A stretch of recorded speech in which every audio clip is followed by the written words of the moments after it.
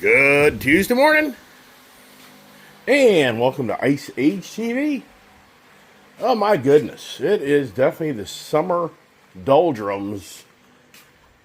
Yes, it's the summer doldrums because it's just the hot, and humid days are here. As we come down the last few days of July, which is hard to believe that I can so well remember saying in June how June would just be gone like that. Now here's July, so in so many ways, just gone like that. And August is now on our doorstep. And I think most people can relate with August to being the month that the fun of the summer comes to an end. And it's back to the routine if you're a kid, if you're going to school, and even so many ways, the work environment that so many people take vacation throughout the summer, that it's back to the grind, man. The grind, that's what it is. But here we are, heading over to the house to get the troublemakers and get the day going. And didn't get them until like about 10:30. 10:30 last night. I'm trying to remember why I was out there. What was I watching until 10:30 last night? I just can't keep track of all the stuff that goes on in this world, even for myself. But here's the dogs. And the wife definitely knows no more of these adult dog biscuits. These things are like $18 a box. So thank God. She's got 2 boxes. I want to say, hey, let me take them back. Let me get close to $40 of credit to go buy something like called food. But here's the dogs. Ginger Baby now is on a 2-pill-a-day program for her low red blood count. Oh boy. Oh boy. And there's good old Rebel doing his thing. Rebel's the noisy one. He likes to bark a lot. Yes, he does. Come on there. So we get the other dogs out. The pool table looks down. The pool table is a storage table. That's something. That's that pool table. And what goes on besides it turns into the storage table. And Gypsy, she's just model. And she comes out like a good little girl. Come on, baby, let's go. Come on, everybody, get out. Come on. All right, let's go. Let's get over to the barn and get the morning conversation going. And it's not radically hot yet, but you can definitely tell that today's going to be a hot, humid day. Using my new Galaxy, the official Samsung Galaxy, what do they call it? The Z Fold 7. It's a little smaller phone. It's pretty neat, actually. But what I notice is the adjustment of the light from really bright to dark. It doesn't seem to adjust as quickly as my other Samsung S25 does. So definitely has, the Samsung S25 definitely has the better video camera capability. But this is pretty cool because it's a smaller, lighter phone. And it seems to download videos quicker and make videos quicker than my S25. So I'm enjoying my new phone that I just got recently that's way too expensive. Yeah, like everything else. What is not expensive, everybody? I mean, sincerely. So here we are in the barn. Get the fans going to kind of cool things down. The dogs didn't eat a lot yesterday. I still think they're playing catch up from way too many bones. Scout isn't having the constipation issues. Thank God. Come on, get up there. Oh, Will Pill. So these guys here kind of know the program, which that's a great thing.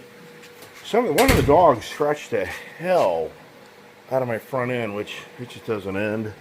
You can't, I've always said, I cannot own some really rare car. There's no way. If I did, it'd have to be put in storage. There's no way the environment that I have here, it would get destroyed. So, got to turn on the other fan here. It's hard to believe a year ago. You know, you look back on history, you look back on life. It's just incredible how time goes by so quickly. You think to yourself, just a year ago, it was a whole different world. Come here, Pop, stay here. A whole different world on me, my life. My mother was still around. Kiefer was around. Julia was around.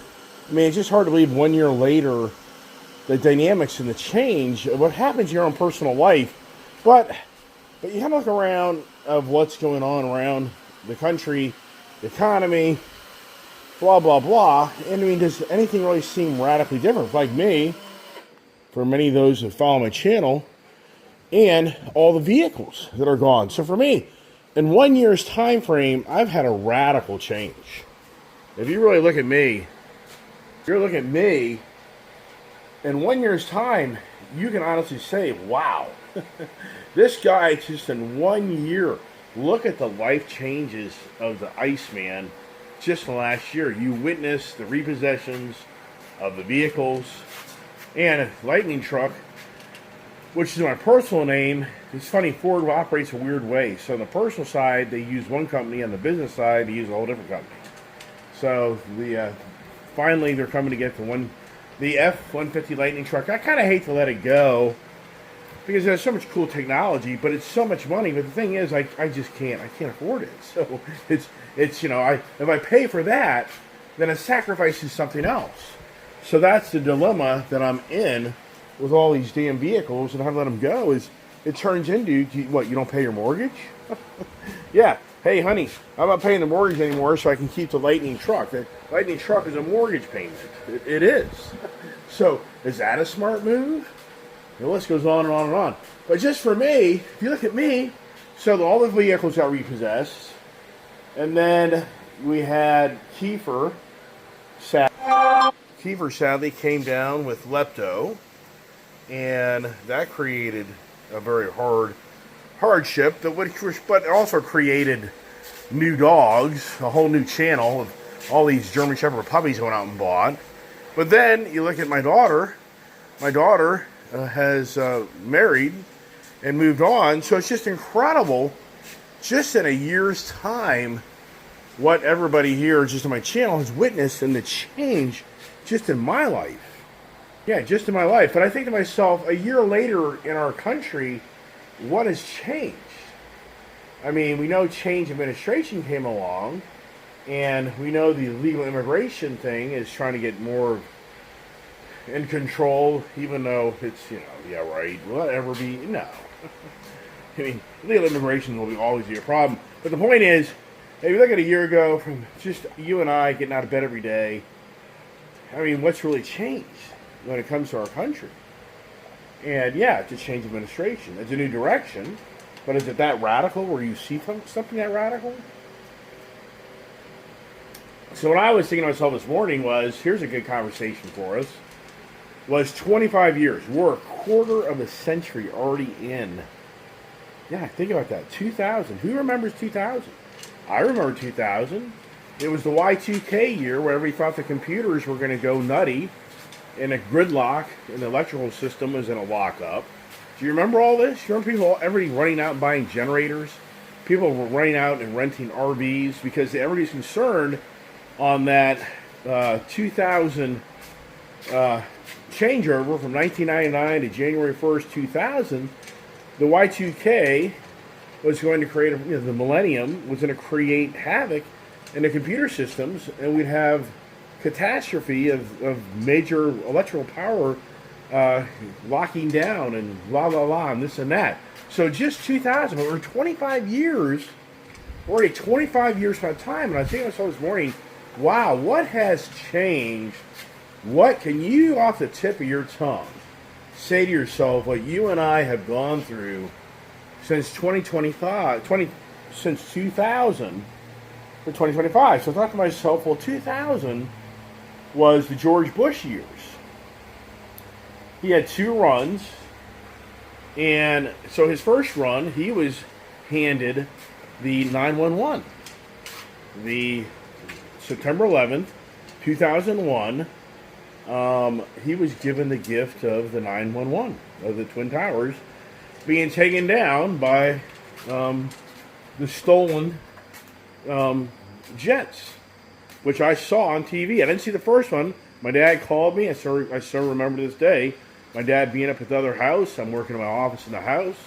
My dad calls me, tells me to turn the TV on, and just as I turn it on, within a minute's time, I see an airplane flying into the Second World Trade Center. And it's like then all of a sudden you knew this was not an accident. The first one, everybody was kind of thinking, whoa, what happened? Why did this airplane hit this tower? But when the second one hit, everybody then knew, wow, this is real. We're being attacked. And that sickly feeling started to overcome your body. I'm sure many, many people remember that day. And then everybody was sent home. It was a weird day. Everybody was sent home because the government was concerned that we were in an attack mode by our foreign adversaries, or whoever you want to call them, our foreign haters. And so the roads, I remember being on the road, and all the roads at like 11 o'clock in the morning was gridlocked because everybody was being sent home on the concern of the well-being and safety of the citizens of our country. So there was the first thing that sticks out in my head for the change of the century of 2000. Then I think to myself, after 2001 and the 9/11, then we had the anthrax scare, where somebody was putting anthrax in the mail, and that was radical. And it was right here in my own backyard where this is all happening, and there's stories of people that have passed that were, that got exposed to that anthrax. So now we had the 911 of not knowing if the nastiness of terrorists being here on our doorstep in our country, planning more attacks. But now we have the anthrax scare where you don't know what comes in the mail. It may have anthrax in it. And all you have to do is touch that anthrax or smell it, and you're going to probably be dead. And I'm in the public telephone business. Can you even imagine where my nerves were? So think about this. I'm in the public telephone business where I have hundreds and hundreds of payphones all around the Washington, D.C. metro, Baltimore, Fredericksburg area. And now somebody's going around and spreading anthrax in this area. Where I can remember a postal worker working here at the Bladensburg Postal Service touched one of those contaminated envelopes, and the guy a few days dropped dead. So now I'm paranoid as hell. What if somebody puts a little anthrax on one of my public telephone handsets? And then what does it do to the industry, besides scare the hell out of it? It's really weird. Back in 2000, when the Al Gore, George Bush presidency run was challenged and delayed, my business in 2000, the lights turned off. It was the weirdest thing in the world. We had a 30% plus decline in business overnight in 2000 when the presidency, they couldn't determine that November of 2019, or is that 2019 is, no, 1999. So he's just trying to keep all these numbers, even for me. 1999, November 1999, when George Bush supposedly won the presidency, he didn't win it, if I remember right. Was it 2000? I just can't keep track of all these dates. But the whole point is, my business, the lights turned off. It was the weirdest thing. And I looked at my wife and she said, you know what? I think I'm going to have to go find a job. My wife was like, what are you talking about? I'm like, the business has turned off. It's like the business is like 30 plus, 40% plus down, and money's down. Day in, day out, week in, week out. They're like, what the hell happened? Did the cell phones finally take over the business and just totally destroy my business? I have no idea. It was a weird time. Once the presidency finally got straightened out, if Al Gore didn't win and George Bush did, my telephone business kind of came back to life. But it was on a decline from that 2000 time on because the cell phone industry was ramping up the success of building out networks and building out towers for your cellular capability. Can you hear me now? Can you hear me now? The Verizon famous commercial.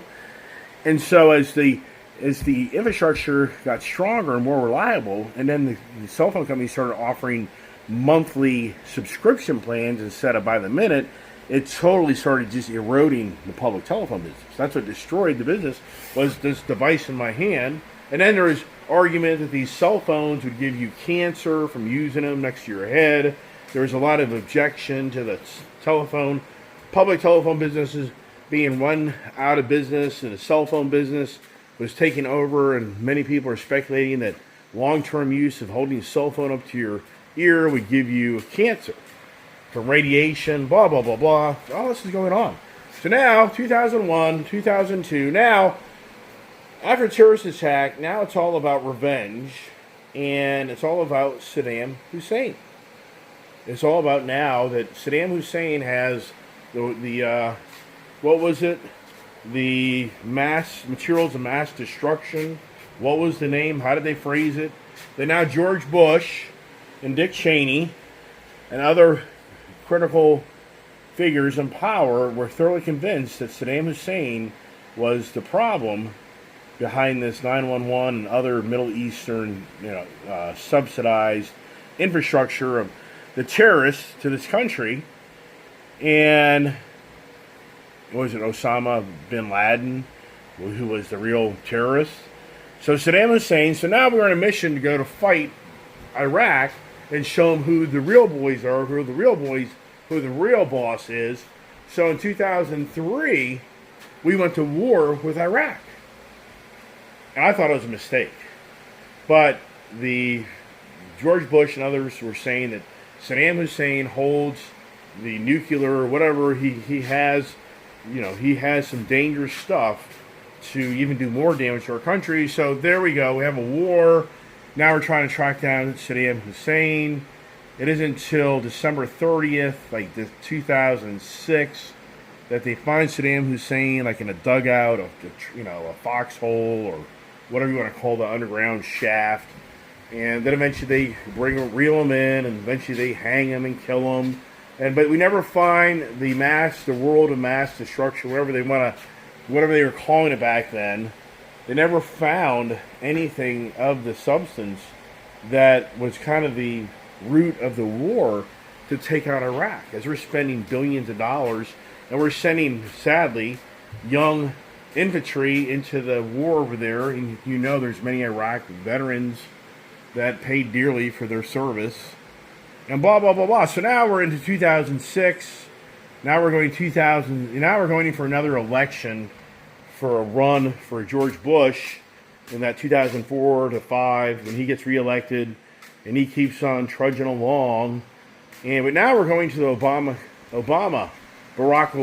It's incredible how we're going after these Middle Eastern names, but yet now we're electing a person named Barack Obama. I mean, have you ever thought about that? How here we're going after Saddam Hussein, Osama bin Laden, all these Middle Eastern names that are terrorists of the world. And now this guy Barack Obama comes out of nowhere, and he's the forerunner to be the next president. Wow. And who did he run up against? I'm trying to remember. Was it John McCain and Sarah Palin that ran against him? I can't remember. Was that the ticket? I think it was. Or is that the next one? So now, Barack Obama, he comes in right after the whole housing fiasco. Because after 9/11, the housing market actually started to kind of get some momentum. And it did get a lot of momentum. And then by 2004, 5, 6, 7, everybody's using their house as the ATM. Everybody's using their house. People are flipping houses, making tons of money. People are buying a home for $200,000, and the market's on fire, and people are paying $400,000. So everybody and brother is getting caught up, and it's a no-doc loan capability. You can buy a home with no proof of income. There's people now that have 4, 5, 6, 7, 8, 9, 10 homes. So the whole housing industry is going crazy. I got caught up in it, thinking I could start a new business because everybody had a ton of money, not knowing that everybody's borrowing money out of their homes. So now we're in the 2005, 6, 7, 8. Barack Obama comes in as George Bush hands over the White House to him, and the economy is now turning into a shambles. The curtain's been pulled, and it's real, and people are realizing more than ever that everybody's been cashing out of their homes. Now people are trying to get rid of their homes, but the guy that paid $200 sold it for $400. But then the guy that paid $400 and got $600 out of it, but now the guy that paid $600 for it, trying to get $800 out of it, he can't do it. And so now tons of people are stuck with homes that are worth a third to half of what they paid for it. So then we go into this whole meltdown in our country, and I'm part of this back in 2008, 9, of everybody going broke. The real estate industry's gone broke. The car industry's gone broke. So now Barack Obama's at the helm, and he's having to make the claim that the Republicans ran the country into the ground. Blah blah blah. That's the Democratic Party's position, that George Bush destroyed the country and economy. So now we're into the government, back and forth, tit for tat. But now Barack Obama, his vision is now the green agenda. His vision is now we're going to run off. He ran off the ticket of he's going to make the country whole and one. The racism, he's going to bring everybody together. Everybody remember these conversations? He's going to be the most transparent president ever in the history of our country, of opening the books up, and the citizens of this country can see everything that goes on in the government, in the White House, behind closed doors. He's going to be the most affluent, transparent guy ever. And he's the first white colored president. You guys, most younger people in this country have no idea that Barack Obama's mother was white and his father was black. Did you know that? That's a fact. Go up to a young person today and say, hey, let me ask you about Barack Obama. Oh yeah, I know who that is. Yeah. Is he a white guy or a black guy? And they're going to say black guy. And you say, no, he was a white colored guy. Right. So, anyways, now we're into the 2010 car financial crisis. Barack Obama is handing out money to restructure General Motors, restructure Chrysler, Dodge, Jeep, Ram. Ford got creative. Ford started selling assets or something. Ford, in so many ways, was in dire straits, but they got more creative in how they handled their dire straits. So it didn't look like they went through a bankruptcy. They didn't, but they got more creative. So now the whole car industry is in a shambles. Hummer's been shut down. The conversation of the Corvette brand's being shut down. All these local dealers, or Chevy dealers, Dodge dealers, Ram, Chrysler, their franchises are being ripped out, taken away. All right, so now we're in 2010, 11, 12, and the country's kind of going through the healing process. The real estate market tamed down. Housing prices are very low. Interest rates are low. But people are scared. People are scared that we're going to get caught up in that again. A lot of people got burned. So now we go to 2012, 13. I'm just trying to think. I took my tongue. Oh, before that, though, back in 2000, the anthrax, the 2003 or 4, I'm trying to remember, the DC snipers show up. And the guys are going around picking people off. That was a whole other thing that was going on right now. 2001, 2, 3, and like 2001, 9/11. I think 2002 anthrax. I think 2003 this DC snipers. People's nerves were through the roof where they were going to the hospital. This is a fact. People were going to the hospital because they were so whacked out, of so worried of getting killed, shot, something happening to them. So that was a radical time. All right, so now fast forward, 2012, Barack Obama's tenure. He is actually known to be the king of getting rid of illegals. He has the most illegal deportation of any sitting president, just so you know. People don't really talk about that, but Trump's at kind of million. I think Barack hit 3 million. So it is interesting how everybody calls out Donald Trump being this really bad guy. But Barack Obama actually did triple the damage that Donald Trump can do, but whatever. So now, 2014-15, change of administrations on our doorstep. And keep in mind, under the Barack Obama legacy that he had, a lot of people thought he would get a third term. A lot of people wanted him to get a third term. I guess he took credit for getting us out. Did he get us out of the... So it was 2011 that we got out of the Iraq War. So I guess Barack Obama took credit for that. So I think that's correct. Trump, I think, took credit for finding Osama bin Laden and terminating him in his presidency. So now we're going to 2015-16, and Donald Trump appears. He's talked over the years running for presidency. Bill Clinton's in the background. So now we've got a change of administration again, and when Donald Trump comes into office in 2016, all of a sudden, the hate of a guy and the never-ending media media machine like never ever seen, tarnishing Donald Trump, starts, where the Russian, the whole Russian hoax starts, where the Democratic Party is claiming that Donald Trump used Russia to get elected. So now we have the Russia Gate that goes on for years and years and years, and they're trying to get Donald Trump out of office. So all we saw back in 2016 through up to 2020 was the hate of Donald Trump through the media machine, the Democratic Party like never seen, and they tried to get him out of office, and they couldn't. So then you fast forward to 2020. I'm going to run out of time here, so let's kind of speed it up. You fast forward to 2020, and now we get on our doorstep, March of 2020, a virus, a pandemic, the coronavirus, a Chinese-born virus, we think.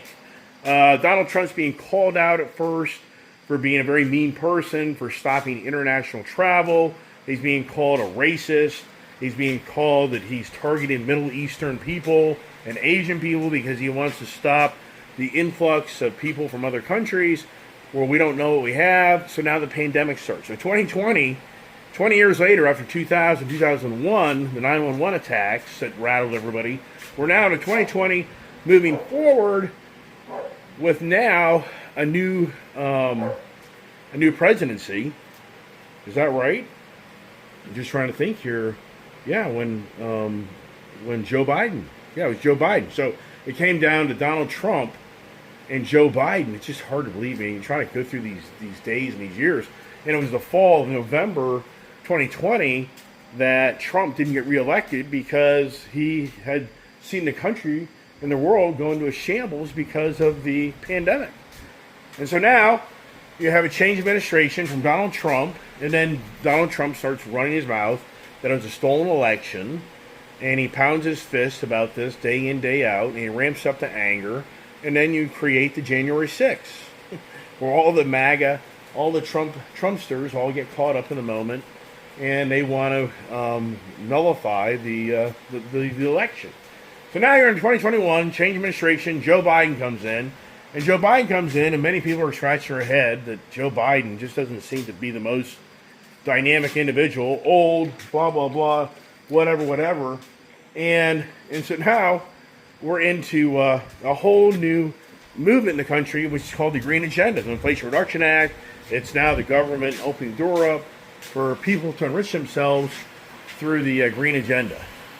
And the whole new movement of electric cars, electric revolution, blah, blah, blah, bringing back jobs in our country from Green Agenda incentives, the semiconductor challenges, blah, blah, blah, da-da-da-da, so we can go on and on about what Joe Biden brought to the table to try to actually bring back jobs to this country, but more Green Agenda focused than what Donald Trump's trying to accomplish.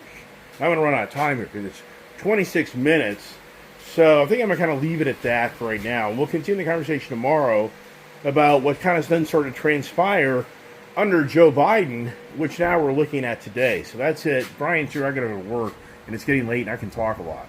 But just keep those thoughts. Love to hear the comments, and stay tuned for more conversation tomorrow to continue this conversation on what else has happened in front of our eyes in the last 25 years. God bless.